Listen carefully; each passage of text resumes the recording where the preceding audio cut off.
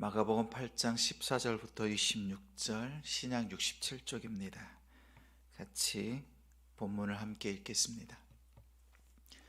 제자들이 떡 가져오기를 잊었음에 배에 떡 한 개밖에 그들에게 없더라.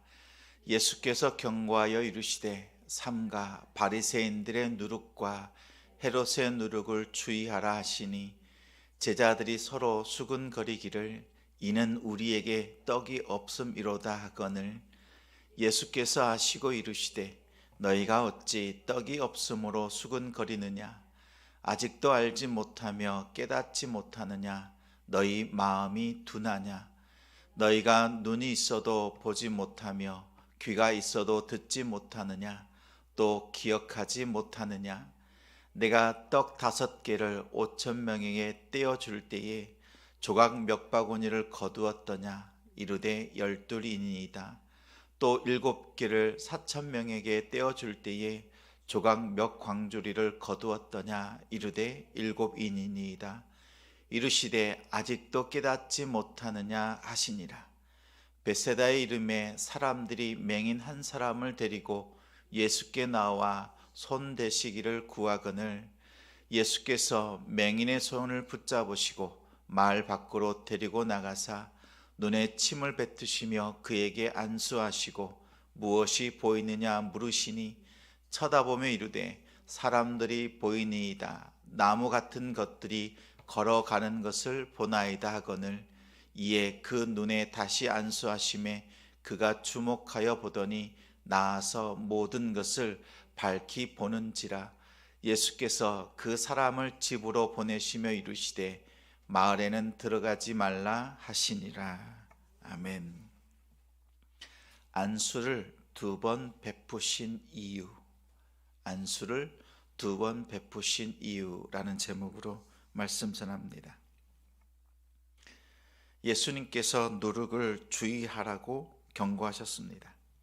누룩은 2가지 특징이 있습니다. 폭발적으로 팽창하는, 변화하는 천국의 특성을 비유할 때 사용했습니다.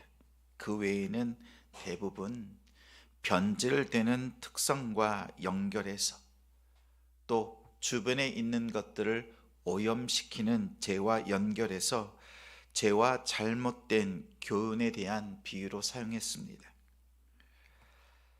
예수님은 제자들에게 바리새인들의 누룩과 헤롯의 누룩을 주의하라고 경고하셨습니다. 이 말씀은 2가지를 누룩에 비유하신 겁니다.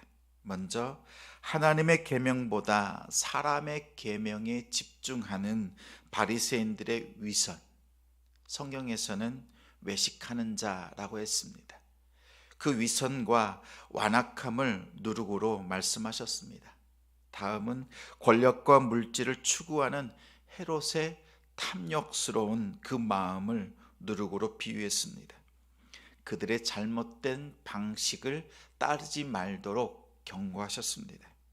왜냐하면 예수님께서 이렇게 제자들에게까지 누룩을 주의하라고 경고하신 이유는 제자들 또한 이러한 위선과 완악함, 이러한 탐욕에 빠질 수밖에 없는 연약한 존재이기 때문에 그렇습니다. 예수님의 말씀의 의미를 깨닫지 못했던 제자들은 떡을 준비하지 못했다는 질책으로 받아들였습니다. 이때 예수님께서 한 말씀 합니다. 요즘 말로 하면 답이 없다, 답답하다, 이런 말씀으로 말씀합니다. 오병이어와 칠병이어, 이 2가지 비슷한 경험을 하고도 여전히 깨닫지 못합니다. 예수님이 어떤 분이신가? 예수님이 어떤 능력을 행하셨는가? 그것을 믿지 못했습니다. 성경은, 주님은 말씀합니다. 마음이 둔하여 깨닫지 못했다 말씀합니다. 성도 여러분, 우리는 이 말씀 앞에서 우리 역시 이 경고를 있는 그대로 듣고 경고로 받고 우리의 삶을 돌아봐야 되겠습니다. 우리가 이 땅을 살 때에 가장 많은 유혹이 무엇입니까? 신앙적인 위선입니다. 남을 쉽게 판단하는 것. 나는 말씀 앞에, 하나님 앞에 서 있고 다른 사람들은 다 바깥에 있는 것처럼 보는 이런 완악한 마음들입니다. 나는 옳고 다른 사람들은 틀렸다고 생각하는 것이 어느 순간 내 안에 자리합니다. 바리새인들의 누룩에 빠져 있을 때 분별이 아니라 판단하면서도 자신은 분별하고 있다고 생각합니다. 예수님은 가장 사랑하는 제자들에게 이것을 경고하면서 당부했습니다. 또한 끊임없이 저와 여러분의 마음속에 물질적인 탐욕이 올라옵니다. 쓴풀이처럼 올라옵니다. 해결된 것 같지만 마음속에는 부요하고 싶은 마음, 세상 물질로 부요하고 싶은 마음이 여전히 자리 잡고 있습니다. 예수 그리스도로 부요한 제자들, 예수님께서 당부하십니다. 물질에 대한 탐욕과 세상의 권력에 대한 부러움, 또 사모하다가 더 나아가 시기하는 마음이 우리 마음밭에 자리 잡지 않도록 우리를 살펴야 되겠습니다. 우리의 삶에도 쉽게 틈타는 바리새인들의 누룩과 헤롯의 누룩을 주의하고 경계하고 경고하셨습니다. 예수님이 베사다에 도착하자 사람들이 시각장애인 소경 한 사람을 데리고 옵니다. 치유해달라고 간청합니다. 데가볼리에서도 치료하셨습니다. 그런데 이번엔 베세다에선 소경을 치료하시는데 2번 안수를 행하십니다. 예수님의 능력이 부족해서, 그 능력이 떨어져서 2번 행하신 것이 아닙니다. 그렇다고 소경의 믿음이 약해서도 아닙니다. 첫 번째 안수를 받고도 시력이 아직 불완전한 소경의 모습을 통해서 제자들의 영적인 상태를 보여주신 겁니다. 5병이여 7병이여 이것처럼 똑같은 기적을 반복적으로 가르치셨지만 여전히 더디 믿는 제자들의 모습, 이 모습을 2번째 베푸시면서 소경이 2번째 안수를 받고 난 뒤에 온전히 볼 수 있었던 것을 가르치십니다. 예수님께서 직접 가르치신 제자들이 이런 상태입니다. 우리는 예수님의 말씀을 성경을 통해서 듣습니다.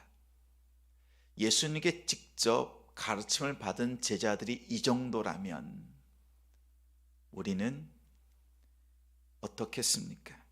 오직 말씀으로만 우리가 대합니다. 사실 여러 차례 응답받고 말씀으로 마음에 새기지만 신앙은 단번에 자라기보다 점진적으로 성장합니다.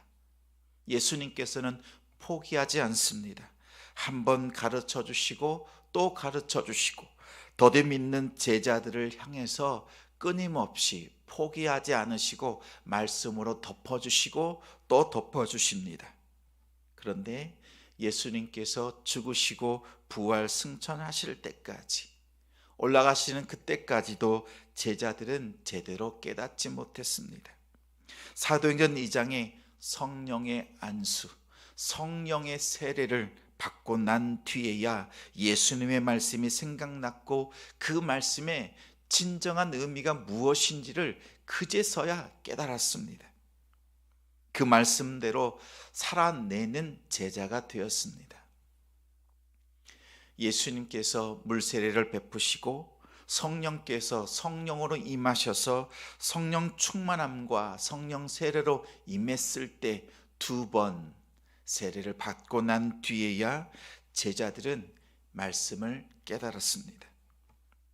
예수님은 지금도 여러분의 삶 속에서 가르쳐 주십니다.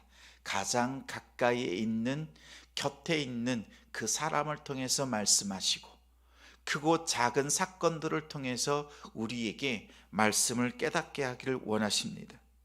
우리의 삶 속에 일어나는 일들, 하나님의 뜻을 분별하길 원하는 우리의 바램들은 성령이 우리에게 임하셨을 때 성령 세례와 성령 충만함으로 하나님의 깊은 것까지 깨닫고 순종하는 성도가 됩니다.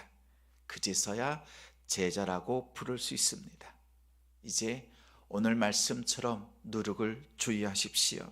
우리 안에 있는 위선과 완악함, 탐욕스러운 마음들을 내려놓고 제자답게 살아갈 수 있는 우리가 되길 소망합니다. 우리가 배움 가운데 있지만 또 넘어질지라도 주님의 가르침 가운데서 또 배우고 한 걸음 더 주님의 말씀으로 더 다가가는, 점진적으로 성장하는 제자의 삶을 오늘 또 살아내는 우리 성도님들이 되시기를 주님의 이름으로 축원합니다.